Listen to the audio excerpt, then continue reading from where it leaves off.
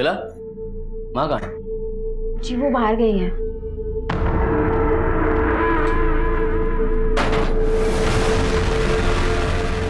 ये दरवाजा क्यों बंद कर दिया? अरे बेला, बहुत दिन से सोच रहा था कि तेरे साथ थोड़ा सा वक्त गुजारूं अकेले में। ठीक, आज मौका मिल गया ना, आज हम दोनों अकेले हैं, चल बैठ के कुछ बात करते हैं। तेरी तूने मेरे ऊपर हाथ उठाया। लीजिए, खाना खा लीजिए, आपको फिर दवाई भी लेनी है। मुझे भूख नहीं है। पापा, मैं जानती हूँ कि बसंती दीदी की शादी का कर्ज आप नहीं चुका पा रहे, लेकिन आप बिल्कुल चिंता मत कीजिए, सब कुछ ठीक हो जाएगा। लीजिए, थोड़ा सा खाना खा लीजिए। अरे तेरे रहते हुए मुझे किस बात की चिंता है? नहीं, बैठो। तो भी खाना खा। हाँ। बल्लू! बल्लू! बल्लू! बल्लू! बल्लू! बल्लू! बल्लू! पापा, पापा, बल्लू! बल्लू! अगर पुलिस को कुछ ही बताया ना तो तुम लोगों को मार दूंगा, समझा? चल चलो रे।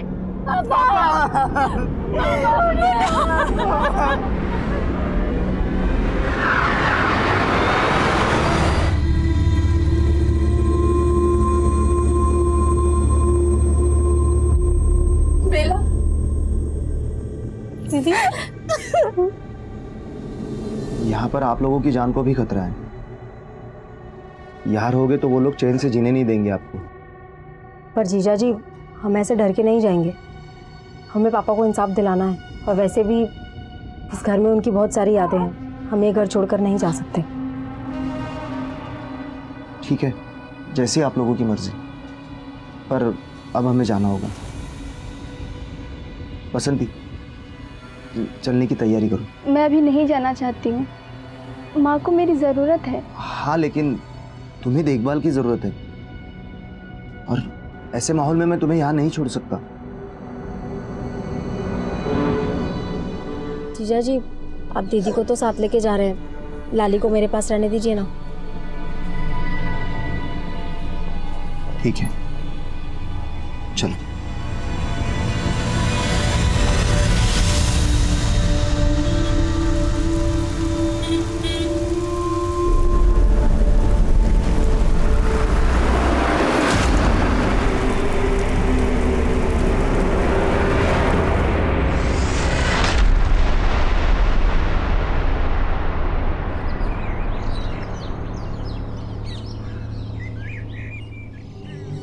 बेला का कुछ पता चला? नहीं, मैंने बेला दीदी को पहले ही बोला था कि इन चक्करों में नहीं पड़े। उसने ना खुद के पैर पे कुल्हाड़ी मारी है। अबे, कम से कम ऐसे वक्त पे तो उसे मत कोस। जाना, पता करना। कहाँ से पता करूं? वो ना हमारी सुनती है ना जीजा जी की। वो अपनी मर्जी की मालिक है। अब उसके चक्करों में पड़ के मुझे अपना वक्त बर्बाद नहीं करना।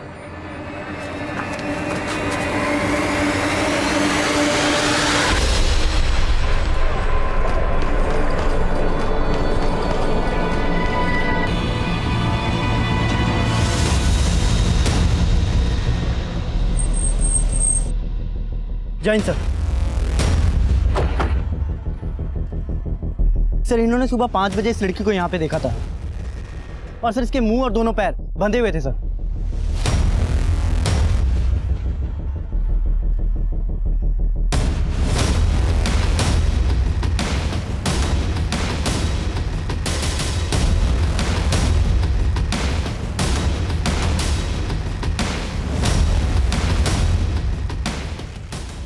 लड़की इस रास्ते से खुद को खींचते हुए वहां लेकर गई।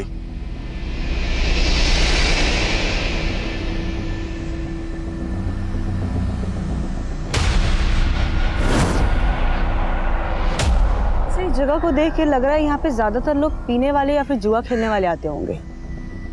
तो वो लड़की यहाँ क्या करने आई होगी?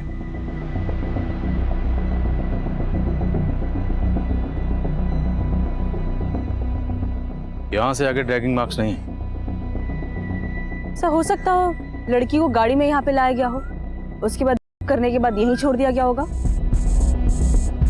यहाँ आने जाने वाले सभी रास्तों के सीसीटीवी चेक करो। हो सकता है किसी में वो गाड़ी कैप्चर हुई हो। और जितने भी लोग यहाँ पे शराब पीने या जुआ खेलने आते हैं सबको राउंड ऑफ करो। Right sir.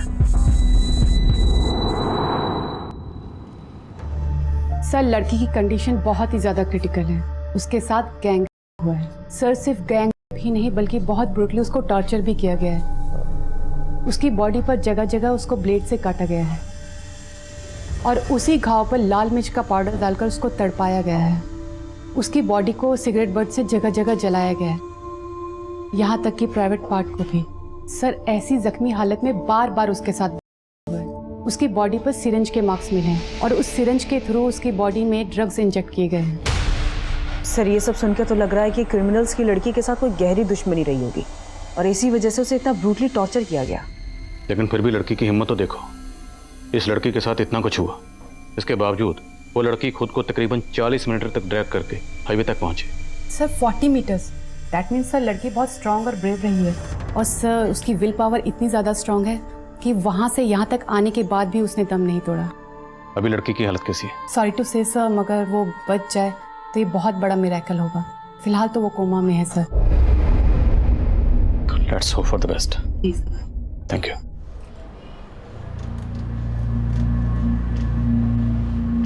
सर, ये रास्ता उसी एरिया की तरफ जाता है जहाँ पे हमें उस लड़की के ड्रैगिंग मार्क मिले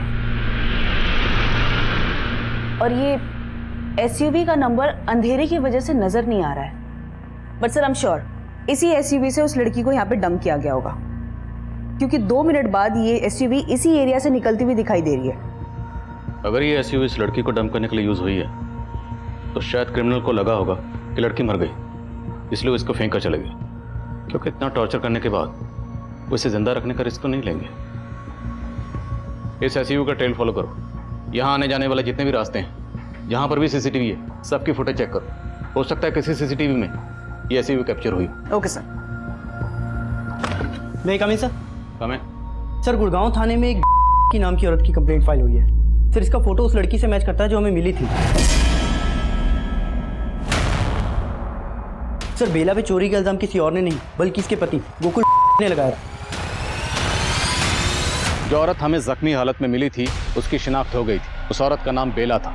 बेला एक बहुत ही घिनौने जुर्म का शिकार हुई थी, लेकिन हम अपनी तफ्तीश में मुस्तैदी से जुटे हुए थे।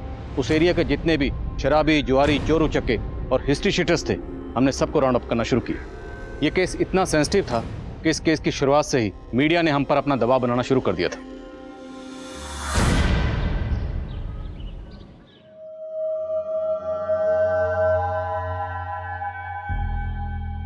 पापा, माँ ने आपको मना किया था ना दारू पीने, और फिर भी आप ये चुप। बढ़िया ही माँ वाली। तूने उसको मदद की ना जेवर और पैसे चुराने में।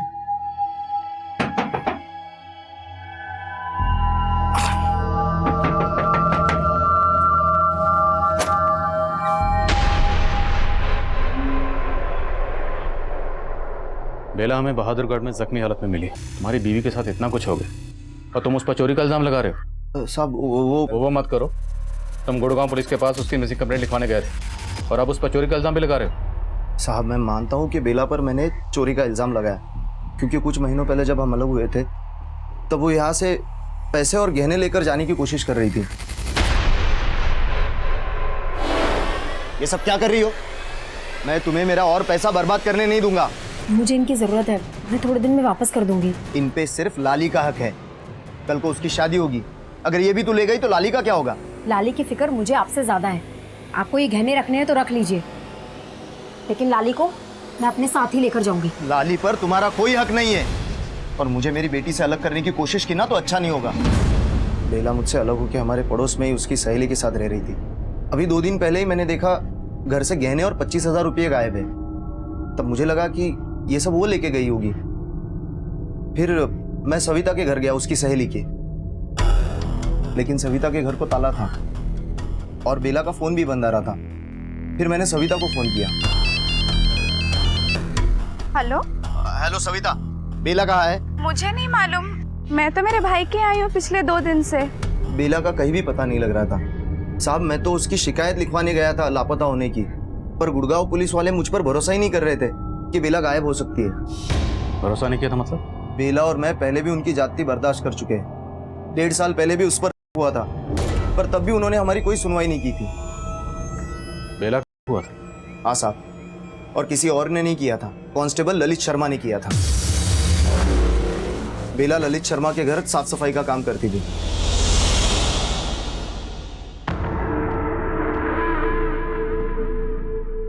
बेला माँ कहाँ है? जी वो बाहर गई है।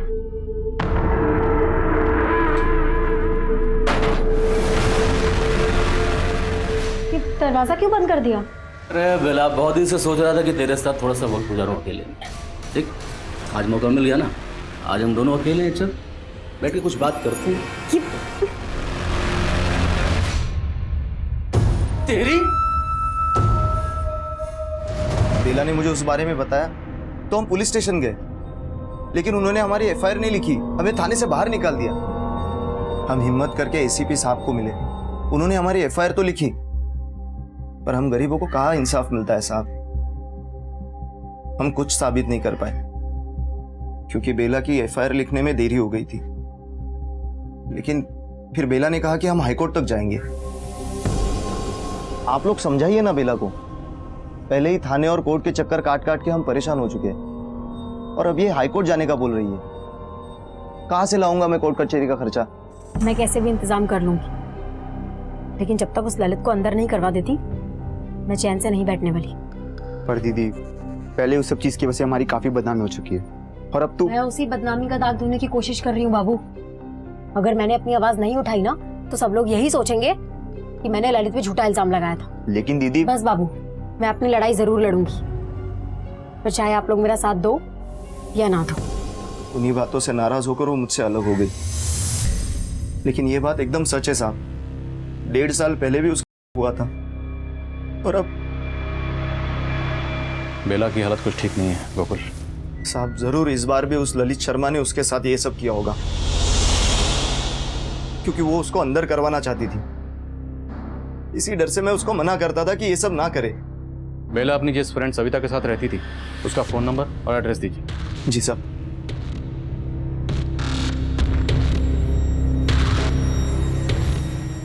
पापा, मुझे भी माँ से मिलना है।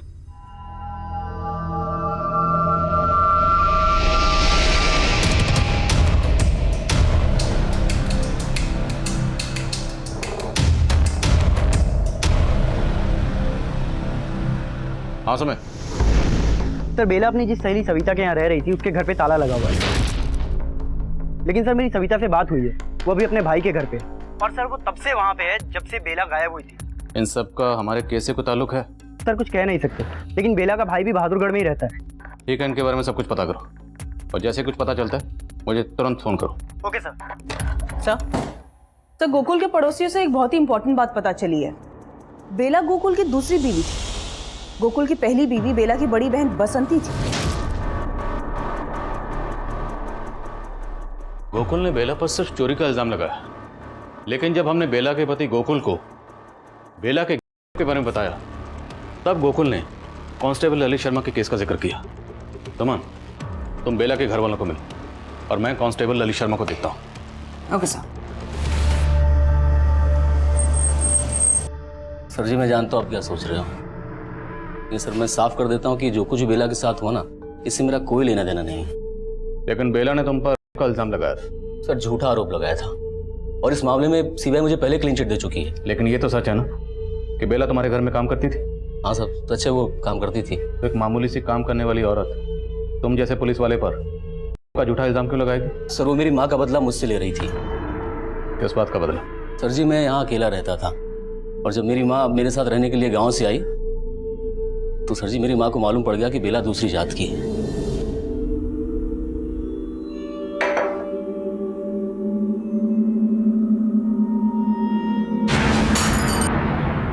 माँ, ललित, तू पागल है जो इस जात वाली को अपने घर काम पर रखा है? इसके हाथ का खा के क्यों अपना धर्म भ्रष्ट कर रहा है? माँ कैसी बात कर रही है? देख, मैं ये सब नहीं मानता हूँ। तू चुप कर, इसको अभी काम से निकाल। पूरा घर अशुद्ध करके रख दिया है।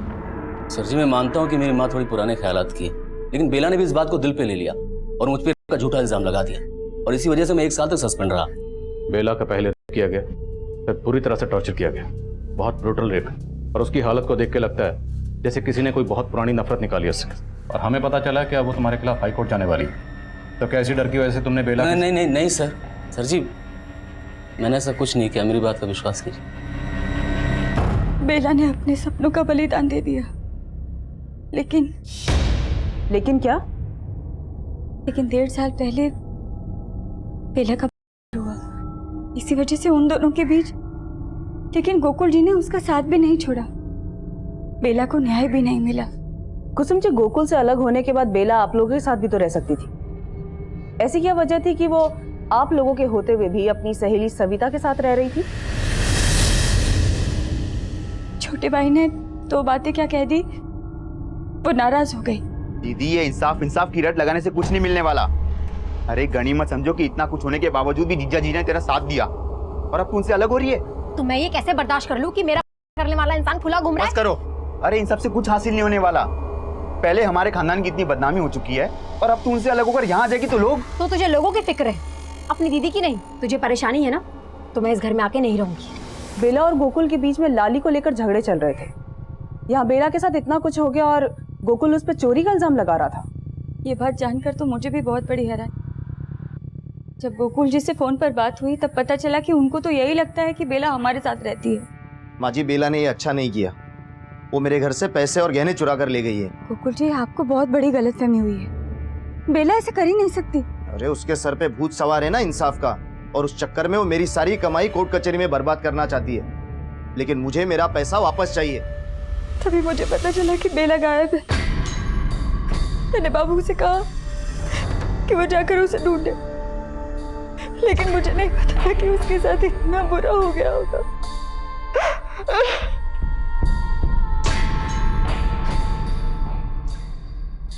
Excuse me sir. Sir, Savita के भाई के बारे में तो कुछ मालूम नहीं चला है, लेकिन सर 2 साल पहले बेला ने सविता के पति को जेल करवाई थी। लेकिन बेला तो सविता के घर पर ही रह रही थी। ये सविता कहाँ है अभी? सर वो अपने गुड़गांव वाले घर पे।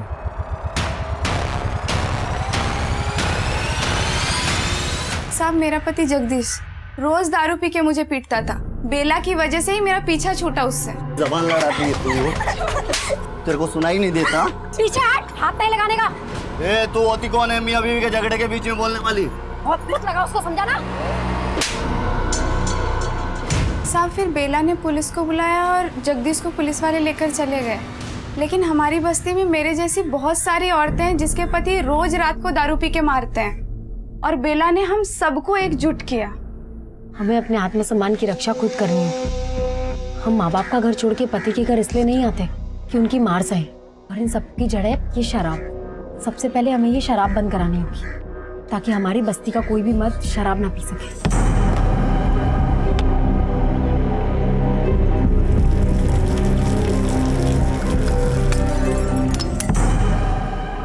लेकिन उसके पति गोकुल का कहना है कि बेला उसके घर से चोरी करके भागी थी। साहब, झूठ बोल रहा है वो। बेला ऐसा कर ही नहीं सकती है।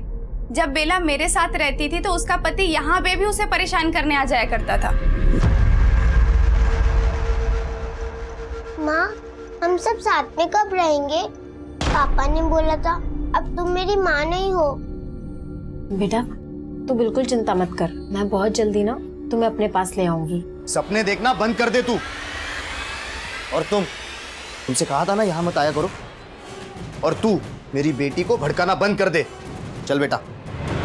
साहब, माना लाली बेला की सगी बेटी नहीं है, लेकिन लाली को बेला से ज्यादा कोई प्यार नहीं कर सकता साहब। हमें बेला बहादुरगढ़ में मिली और हमें पता चला कि बहादुरगढ़ में ही आपका भाई रहता है। तो क्या उस रात बेला बहादुरगढ़ में आपसे मिलने आई थी? नहीं साहब, मैंने बेला को आखिरी बार यहीं गुड़गांव में देखा था। सविता, हाँ मैं निकलती हूँ, मुझे आने में देर हो जाएगी। अच्छा सुनना, चाबी लेते हुए जा, मेरे भाई की तबीयत ठीक नहीं, मुझे उसके घर जाना पड़ेगा। ठीक है, चल मैं निकलती हूँ। हाँ। बेला बहादुरगढ़ में किससे मिलने गई होगी, आपको कुछ अंदाजा है? नहीं साहब, मुझे इस बात का कोई अंदाजा नहीं है।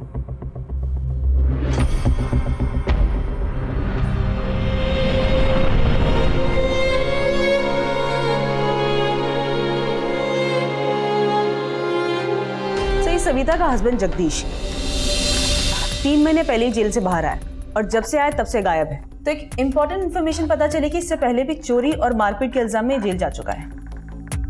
तो इस जगदीश का मोटिव हो सकता है बेला से बदला लेने का। Yes sir.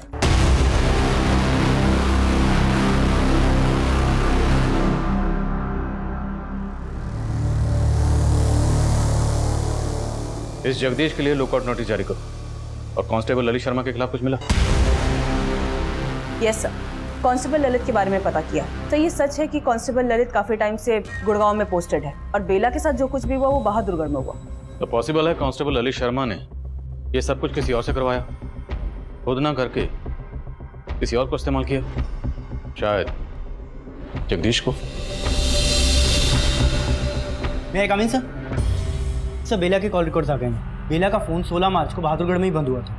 और हमें बेला मिली 18 मार्च को बहादुरगढ़। उसके कॉल रिकॉर्ड्स में बहादुरगढ़ का कोई नंबर? नहीं सर, उसके कॉल रिकॉर्ड्स में बहादुरगढ़ का तो कोई नंबर नहीं है। लेकिन सर उसको लास्ट कॉल जिज्ञासा नाम की एक लड़की ने किया था। और सर ये जिज्ञासा एनजीओ के लिए काम करती है। एनजीओ? समान मिलो इस जिज्ञासा से। Right sir. एसयूवी की कोई लीड? सर वो एसयूवी एक दूसरे सीसीटीवी फुटेज में कैप्चर हुई है, लेकिन सर उसमें भी उसका नंबर साफ नहीं दिखाई दे रहा। तो और फुटेज चेक करो। हमारे लिए मुजरिमों तक जल्द से जल्द पहुंचना जरूरी है। और बेला से जितने भी लोग जुड़े हुए हैं सबके कॉल रिकॉर्ड्स निकलो। मुजरिम किसी से भी कनेक्टेड हो सकते हैं। Okay sir.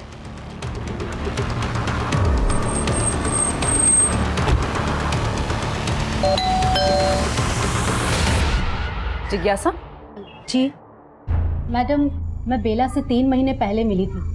मुझे पता चला था कि उसने कांस्टेबल ललित के खिलाफ केस फाइल किया था और मैं उसकी मदद करना चाहती थी। देखो बेला, मैं जानती हूँ तुम ललित के खिलाफ आरोप साबित नहीं कर पाई। तुम चाहो तो हाई कोर्ट में उसके खिलाफ केस कर सकती हो। उसमें तो बहुत पैसे खर्च हो जाएंगे, इतने पैसे तो नहीं है मेरे पास। उसकी चिंता तुम मत करो। तुम्हारे केस के खर्चे के लिए मैं अपने एनजीओ में बात कर रही हूँ। तो तुम्हारी एनजीओ ऐसे केस में इंटरेस्ट क्यों ले रही थी जिसमें क्राइम ब्रांच ने भी कांस्टेबल ललित को क्लीन चिट दे दी थी? मैडम, मुझे बेला पर पूरा भरोसा था। इनफैक्ट जब मैं उसकी मदद कर रही थी तो मुझे थ्रेट मिल रहे थे। ओ मैडम, उस बेला की मदद की ना तो तेरी मदद करने वाला कोई नहीं बचेगा। कौन था वो? मैडम, वो हेलमेट में था, लेकिन मैं दावे के साथ कह सकती हूँ ये ललित का भेजा हुआ ही आदमी था। मैडम, ललित ही नहीं, बेला को परेशान करने वाले और लड़के भी हैं। कौन थे वो लड़के? अरे रेप क्वीन, चलती है क्या 500 में 2 घंटा?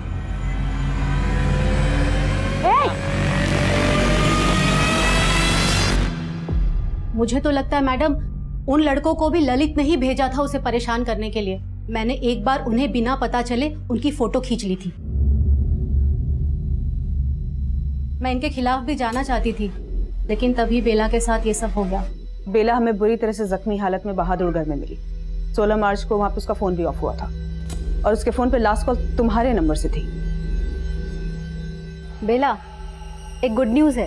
तुम्हारे केस के लिए एक अच्छा लॉयर मिल गया है। हमें तुरंत चल के उसे मिलना चाहिए। ठीक है मैडम।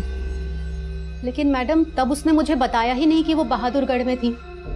मैं तो अगले हफ्ते उसे लॉयर से मिलाने जाने वाली थी। लेकिन मैडम, अब भी मैं उसकी लड़ाई लड़ूंगी। उसे इंसाफ जरूर मिलना चाहिए।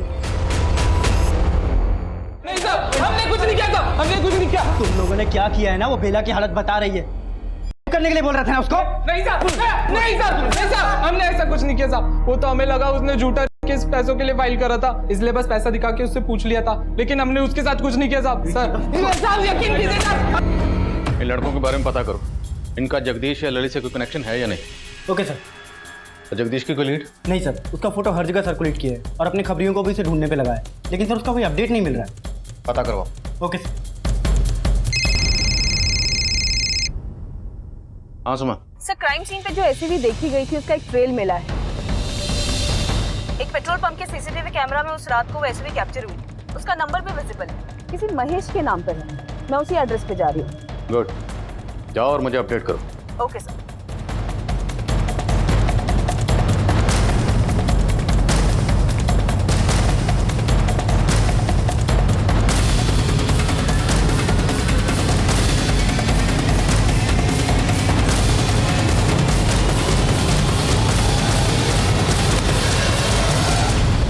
महेश आपका नाम है? जी महेश हमारा ही नाम है। आपकी गाड़ी का ये नंबर हमें एक एसयूवी कार पे मिला और वो एसयूवी कार एक बेला नाम की लड़की के में इस्तेमाल किया गया था। 1 मिनट, ये नंबर हमारी गाड़ी का है, तो फिर एसयूवी पर ये नंबर कहाँ से आ गया? यही तो बात मेरी समझ में नहीं आ रहा है कि ने एसयूवी पे ये नंबर क्यों लगाया। कहीं आप तो कुछ नहीं छुपा रहे हैं? ना मैडम जी, मैं कुछ ना छिपा रहा।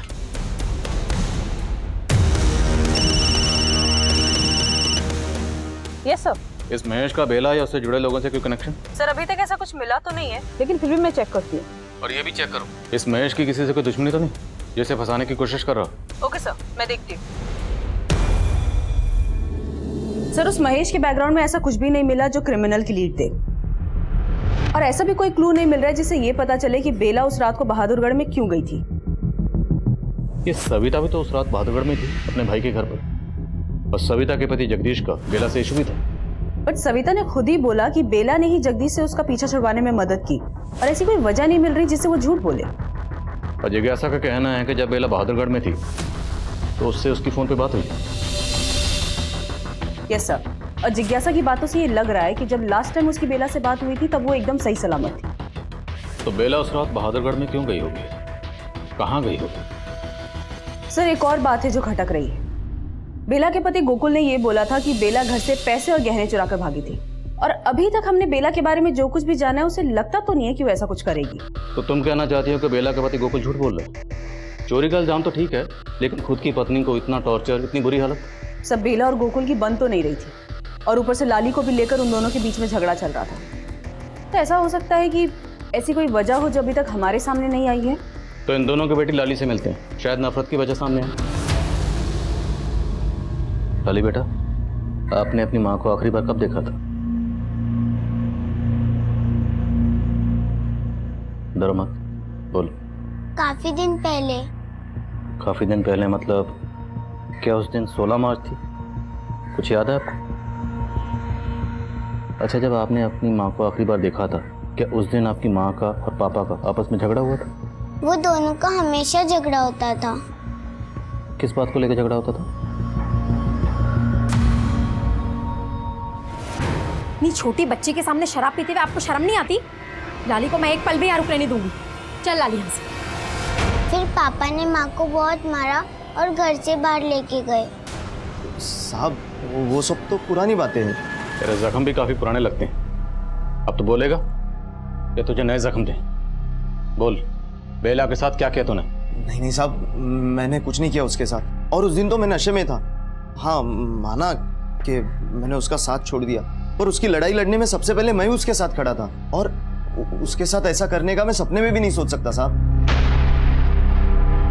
बेला किसी अपने की नफरत का शिकार हुई थी या किसी गैर की, यह तय कर पाना आसान नहीं था।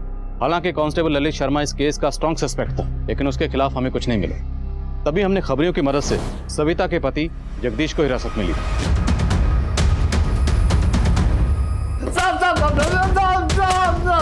एक मिनट, चल बोल। मैडम मैं मानता हूँ कि उसने मुझे अंदर करवाया, लेकिन आप मेरा विश्वास कीजिए, मैंने कुछ नहीं किया मैडम। जगदीश एक ऐसा मुजरिम था जिससे सच उगलवाना आसान नहीं था, पर तभी हमें इस केस का एक और पहलू पता चला। बेला के हादसे से कई साल पहले बेला के पिता केदारनाथ का कत्ल हुआ था, और वो केस भी अब तक अनसॉल्व था। मैडम, मेरे पापा ने बसंती दीदी की शादी के लिए एक साहूकार से कर्जा लिया था, पर वो उस कर्जे को चुका नहीं पा रहे थे। हमें तो शक था कि जिन लोगों ने मेरे पापा को मारा है वो उसी के आदमी होंगे, पर उसके खिलाफ कुछ साबित ही नहीं हो पाया। बेला के भाई बाबू के बयान की बुनियाद पर हमने केदारनाथ मर्डर केस को बारीकी से स्टडी किया, और उससे हमें कुछ नहीं मिला। दरअसल उस वक्त मुजरिमों ने जिस एसयूवी का इस्तेमाल किया था, उस एसयूवी के अलावा हमारे पास और कोई लीड नहीं थी, और एसयूवी पर जिस महेश नाम के शख्स की गाड़ी का नंबर इस्तेमाल हुआ था, उस महेश की बैकग्राउंड में भी हमें ऐसी कोई बात पता नहीं चली जिससे हमें इस केस में कोई लीड मिल पाती।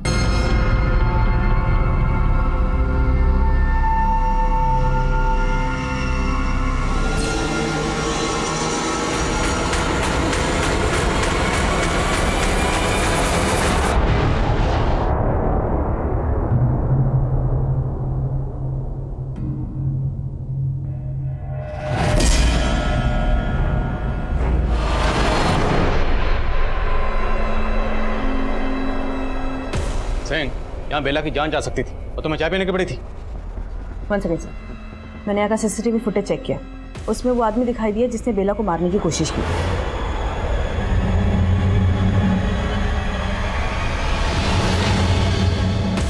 सर ये लड़का, इसने वार्ड बॉय के कपड़े जरूर पहने हैं, लेकिन ये हमारे यहाँ काम नहीं करता। पॉज करोगे? आप लोग जानते हैं इसे? शायद कहीं देखा हो। नहीं साहब, हम नहीं जानते इसको। ये जो भी है पक्का उन क्रिमिनल से कनेक्टेड है जिन्होंने बेला का। वो लोग नहीं चाहते कि बेला रिकवर करे और उनके खिलाफ बयान दे, इसलिए बेला को मारने की कोशिश की गई। सर वो आदमी हॉस्पिटल के बाहर के सीसीटीवी फुटेज में भी दिखा है, उस फुटेज में भी वो हॉस्पिटल की तरफ पैदल ही आता हुआ दिखाई दे रहा है। पक्का वो यहाँ किसी व्हीकल पर आया होगा। हॉस्पिटल के आसपास पता करो और ध्यान रहे मीडिया को इस बात की भनक बिल्कुल नहीं लगनी चाहिए कि बेला पर अटैक हुआ और वो बच गई। इससे क्रिमिनल अलर्ट हो जाएंगे। उन्हें वही लगने दो, वो जो करना चाहते थे उन्होंने कर ली। और ये भी चेक करो कि इस आदमी का कोई क्रिमिनल रिकॉर्ड है या नहीं। Okay sir. पराग भैया, काम हो गया? एकदम हो गया। बेला की बला दूर, रात का बुलेटिन देख लेना।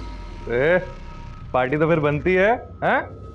करेंगे हम, और सजा भुगतेगा वो ललित। बुला ले रहे अपनी सबिया को, आज फिर से अपनी रात रंगीन मनाएंगे और फिर गायब हो जाएंगे। ठीक है भैया। क्या कहते हैं? हाँ समझ। सर एक ऑटो वाले ने उस आदमी को आइडेंटिफाई किया है। सर इस ऑटो वाले ने बताया कि इसने उसे हॉस्पिटल से उठाया था और बहादुरगढ़ रोहतक रोड पे छोड़ा था। तुरंत वहां जाओ, वो आदमी वहीं कहीं हो सकता है। Okay sir. सर मैं जिज्ञासा से मिली, उससे बात करके एक हिंट मिली है। कैसा हिंट?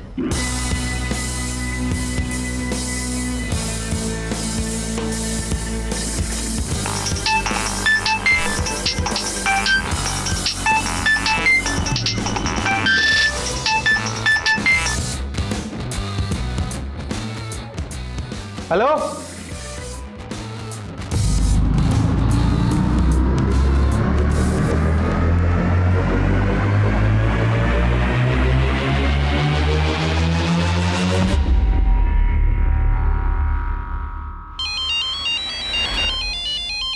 हाँ बोल। ओके राजेश, आगे से राइट लो, क्विक।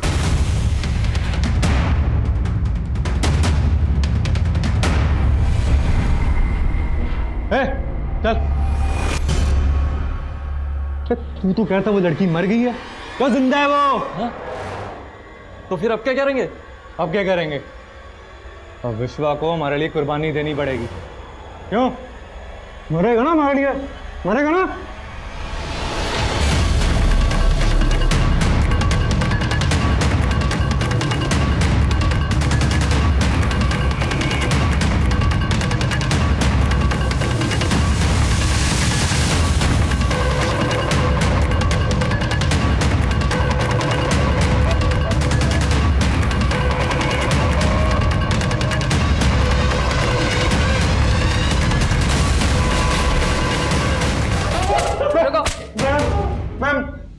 मैडम, ये विश्व हमारा दोस्त जरूर है, लेकिन हमने उस लड़की के साथ कुछ नहीं किया।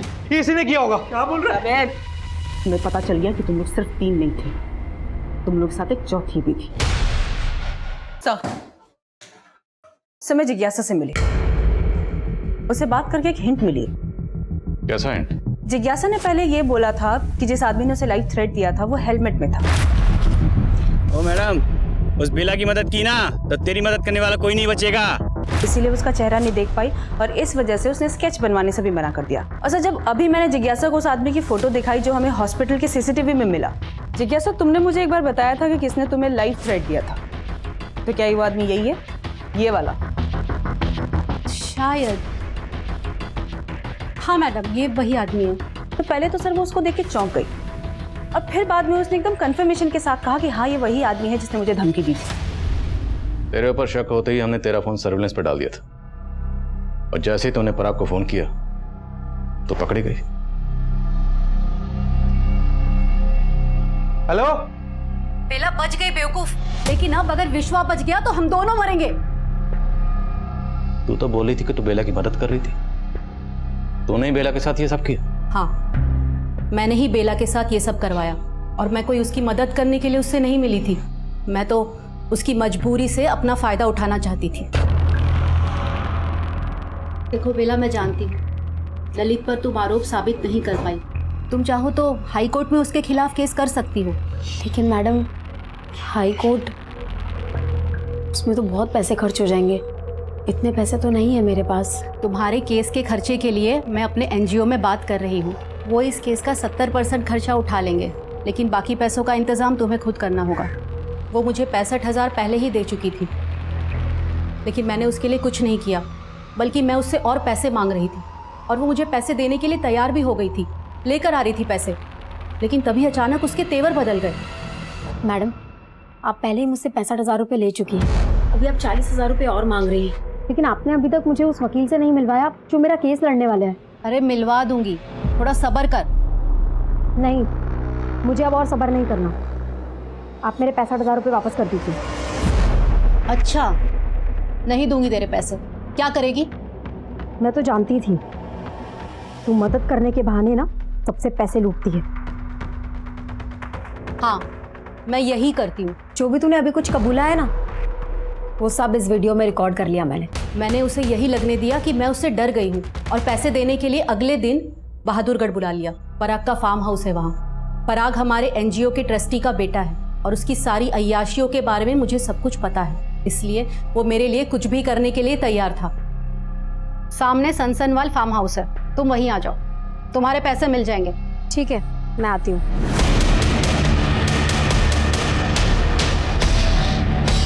हमें लगा कि वो मर गई है, इसीलिए हमने उस रात उसे वहाँ पे फेंक कर चले गए, लेकिन बाद में मालूम पड़ा कि वो जिंदा है। और उसके बाद तुम लोगों ने उसे मारने की कोशिश की, लेकिन अब तुम तीनों हमसे नहीं बचने वाले। उठो इसे। खुद एक औरत होते हुए दूसरी औरत को जहन्नम में धकेल दिया, सिर्फ इसलिए क्योंकि वो तुमसे अपना हक मांग रही थी, और ये सब करके तुम उसे उसकी औकात दिखाना चाहती थी। तुझे तेरी औकात हम दिखाएंगे इस जेल में। बेला के मुजरिमों को तो हमने सलाखों के पीछे पहुंचा दिया, लेकिन बेला अब भी जिंदगी और मौत की लड़ाई लड़ रही थी, जैसे वो हमेशा अपने हक के लिए लड़ती आई थी। और डॉक्टर्स के मुताबिक बेला का यही जज्बा, यही विल पावर उसके जिंदा रहने की वजह बनी थी। लेकिन शायद बेला से एक चूक हुई थी।